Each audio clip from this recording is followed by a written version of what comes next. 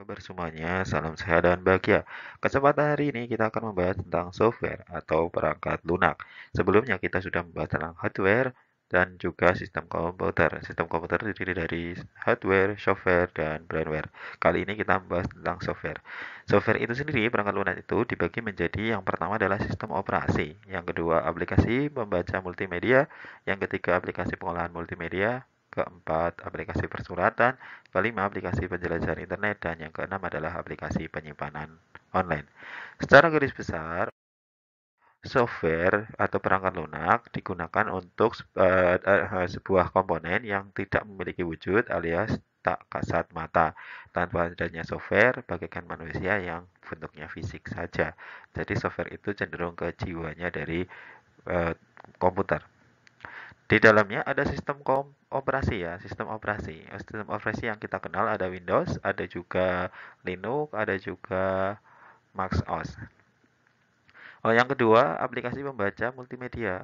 Di situ ada Windows Media Maker Player, ada juga FLC Player, ada yang lain yaitu Winamp. Selain aplikasi ini tentunya masih banyak lagi. Ini hanya beberapa aplikasi yang kita sebutkan. Aplikasi ketiga yaitu aplikasi persuratan.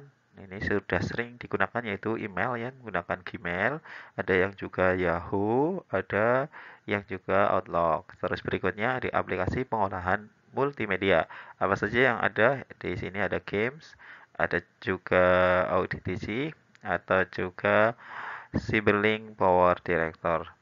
Terus aplikasi penjelajahan internet terdiri dari Safari, ini untuk Mozilla Firefox sering kita temui ya. Terus ada juga Internet Explorer, ada Windows 8, ada juga Google Chrome. Yang terakhir adalah aplikasi penyimpanan, di mana aplikasi penyimpanan yang akan kita bahas di kali ini ada dua, yaitu menggunakan Google Drive dan Microsoft OneDrive.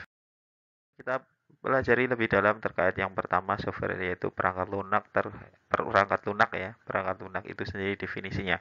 Ya, perangkat lunak adalah sebuah data pada sebuah sistem komputer yang disimpan secara digital termasuk program komputer dari berbagai informasi yang dapat dibaca dan ditulis oleh komputer.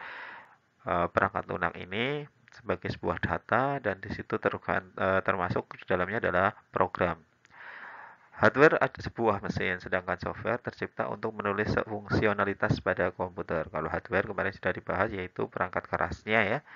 Nah, terus apa itu software? Fungsinya? Fungsinya adalah berfungsi dan dapat dioperasikan oleh pengguna melalui antarmuka yang disediakan. Jadi software itu menghubung antara hardware dengan firmware. Berikutnya adalah untuk menjembati pengguna dengan perangkat keras atau penghubung firmware dan hardware-nya. Software. Yang pertama, sistem operasi atau disebut dengan OS. Sistem operasi atau OS dalam perangkat lunak ini adalah sistem yang mengelola perangkat keras komputer, sumber daya perangkat lunak, dan menyediakan layanan umum untuk program komputer. Fungsi dari sistem operasi untuk mengendalikan pengontrolan atau pengontrol atau memberikan koneksi antar perangkat keras komputer. Jadi menghubungkan antara input atau out proses maupun outputnya ini menggunakan sistem operasi. Selain itu berfungsi untuk mengelola proses, memori utama, mengelola file, mengelola penyimpanan sekunder, serta melakukan proteksi dan keamanan. Yang kita kenal ada sistem operasi Windows, ada Linux, ada juga Mac OS. Kita bahas satu persatu yaitu Windows. Nah, Windows ini adalah sistem operasi yang sangat terkenal dan paling banyak digunakan, terutama bagi pengguna di Indonesia. Tetapi Windows banyak kan berbayar ya. Meskipun berbayar, fasilitasnya itu baik. Namun karena berbayar ini, harga lisensi Windows ini termasuk mahal ya. Sehingga ada beberapa yang tersebar di internet, ada keywordnya atau kata nomor serinya, key serinya untuk ini Windows. Yang kedua Linux.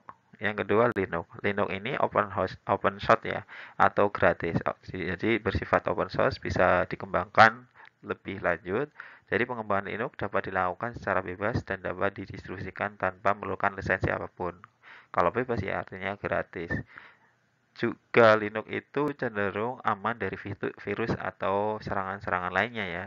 Jadi tidak rentan akan serangan-serangan virus.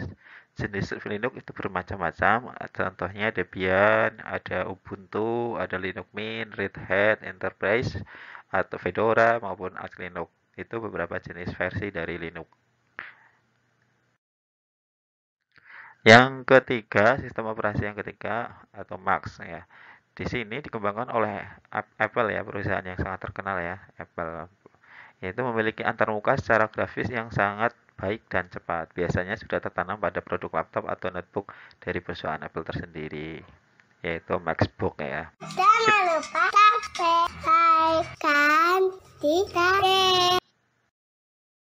Selanjutnya, untuk perangkat lunak berikutnya adalah aplikasi penjelajah atau penjelajah internet. Aplikasi itu merupakan perangkat lunak yang digunakan untuk peramban atau penulisan situs web.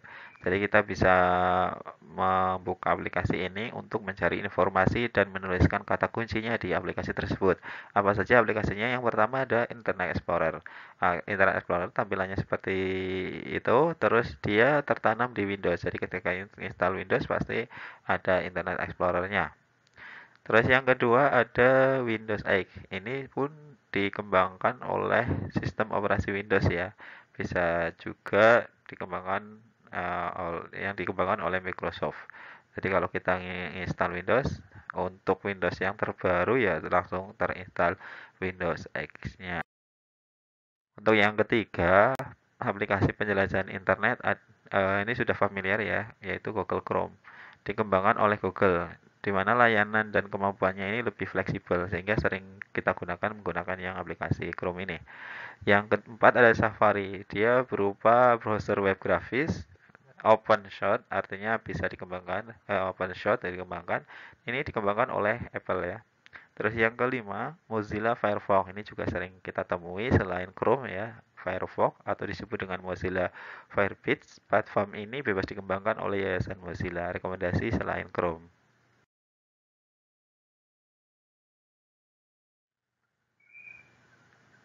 Selanjutnya adalah aplikasi persuratan. Tentu ini sudah tidak asing lagi bagi Anda, yaitu aplikasi untuk membantu mengirim pesan elektronik dengan memanfaatkan beberapa aplikasi yang ada.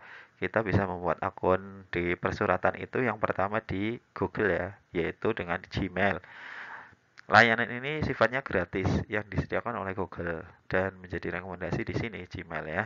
Terus yang kedua Yahoo Mail. Nah, ini dulu populer ya. Kalau sekarang populernya di Indonesia adalah Gmail.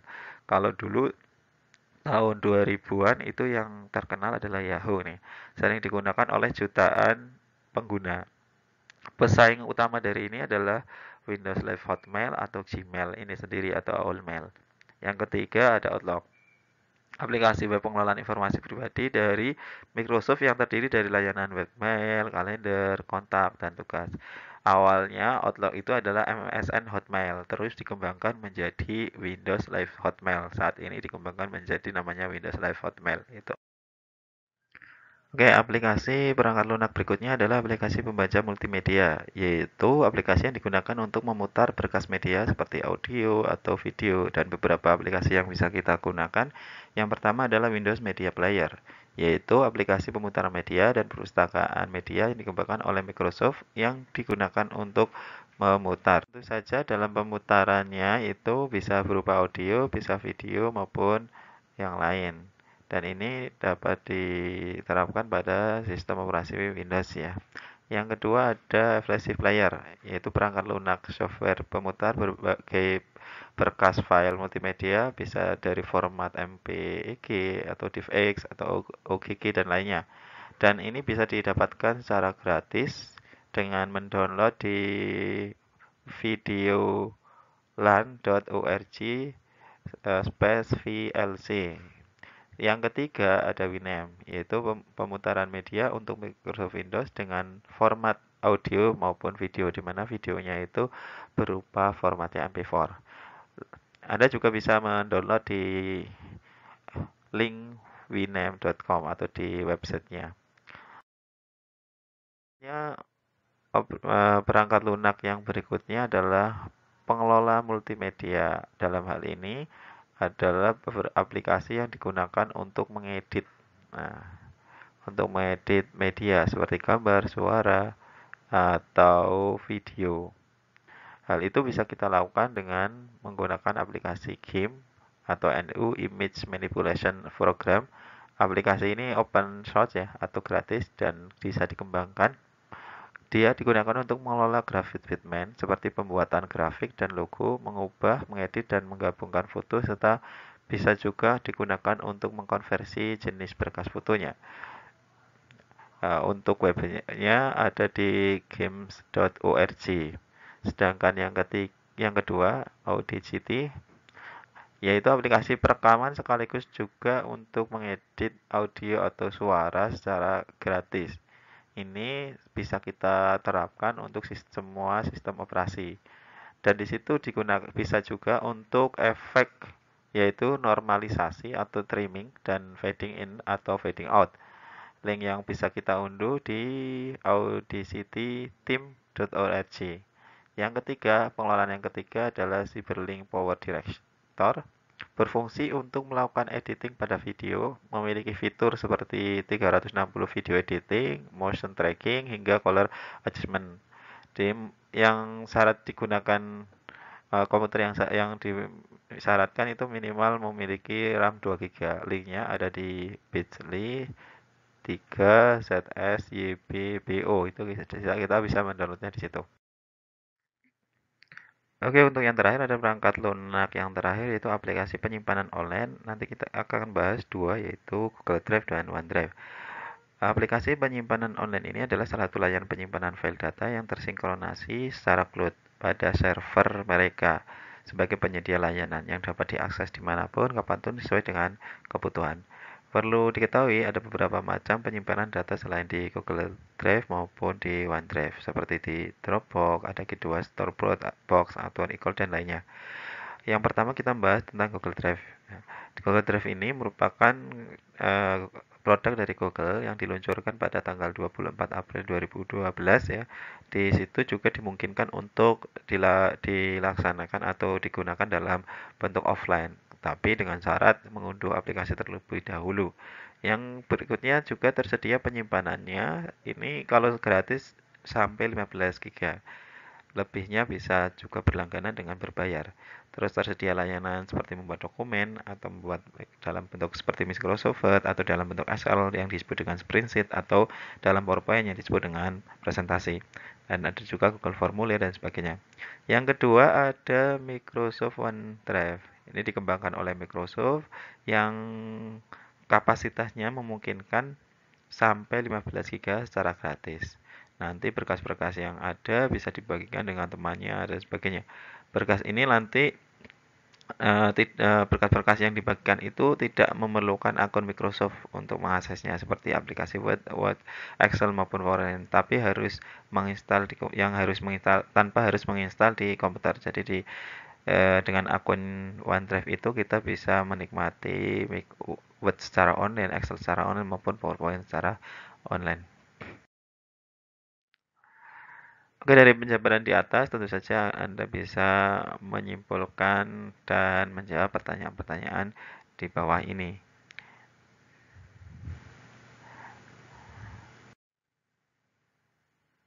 Terima kasih, sampai jumpa di pertemuan depan. Jangan lupa subscribe kan tidak.